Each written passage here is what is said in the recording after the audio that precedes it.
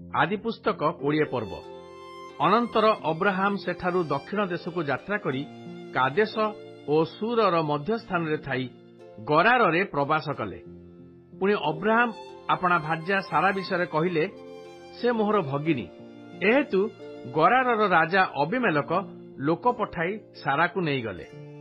तहु रात्रि काल परमेश्वर स्वप्न जोगे अबिमेलेकଙ୍କ निकटକୁ आसी कहिले, देख तुम्हें मृतकल्प, कारण से जो स्त्री की तुम्हें नहीं अछ तार स्वामी अछि। मात्र अबिमेलेक ताहार सहवास करिनथिबारु कहिले, हे प्रभु, जो देशीय लोके निर्दोष सेमानकु ही कि आपण बध करिवे? सेई व्यक्ति की निजे मते कहि नथिला जे से मोहर भगिनी? पुणी सेई स्त्री निजे कहला, हाँ से मोहर भ्राता। एणु मनर सरलता और हस्तर निर्दोषतार मु एई कार्य करिअछि। तेबे परमेश्वर स्वप्न जोगे ताहाकु कहिले, तुम्हे मनर सरलतार एई कर्म करिअछ, एहा आम्भे जाणु। पुणी आम्भे मध्य आम्भ विरुद्धरे पाप करिबाकु तुम्भकु बारण कलु। ए निमन्ते ताकु स्पर्श करिबाकु तुम्भकु देलु नाही।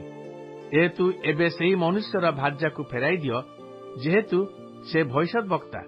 से तुम्भ लागि प्रार्थना करिब, तहिले तुम्हे बंचिब। मात्र जेबे ताकु फेराई न देब, तेबे अवश्य तुम्हे सपरिवार रे मरिब, यह जानिथाओ।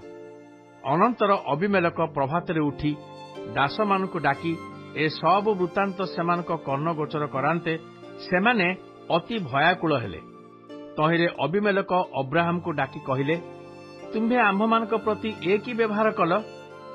तुम्हे जे आम्भकु और आम्भर राज्य को महा पापग्रस्त कल, आम्भे तुम्भ विरुद्धरे एपरि की दोष करिअछु? तुम्हे आम्भ प्रति अकर्तव्य कर्म कल। अबिमेलेक अब्राहम को आहुरी कहिले, तुम्हे कौन देखि रूप कर्म कल? सेतेले अब्राहम कहिले, ए देशरे परमेश्वर प्रति किछि भय नाही। ए निमन्ते मु भाबिली एमाने अबा मोहर भार्या लोभरे मोते बध करिवे। से मोहर भगिनी यह सत्य, जेहेतु से मोहर पितृकन्या मातृकन्या नुहे, पुणी मोहर भार्या हेला। जेतेबेले परमेश्वर मते पैतृक गृहरु भ्रमण कराइले, सेतेबेले मु ताहाकु कहिली, तुम्हे मो प्रति एई अनुग्रह करिवो, आम्भे माने जेउ जेउ स्थान को जीवु सेई स्थान रे तुम्हे मते भाई बोली परिचय देबो। सेतेबेले अबिमेलेक मेष ओ गोरु ओ दास दासी अणाई अब्राहम को देले ओ तांकर भार्या सारा को मध्य फेराई देले। अनंतर अबिमेलेक कहिले, देख आम्भर एही समस्त देश तुम्भ सम्मुखरे अछि, तुम्भर जेउठारे इच्छा सेईठारे बास कर। पुणी से सारा को कहिले, देख आम्भे तुम्भ भ्राता को सहस्र खंड रूपा देलु। देख ताहा तुम्भ प्रति घटितिबा सकल विषय निमंते समस्त साक्षातरे चक्षुर आवरण स्वरूप आउ समस्त विषय तुम्भ प्रति न्याय विचार करागला। अनंतर अब्राहम परमेश्वर निकटरे प्रार्थना करन्ते परमेश्वर अबिमेलेकंकु ओ तांको भार्याकु ओ ताहार दासीगण को सुस्थ कले।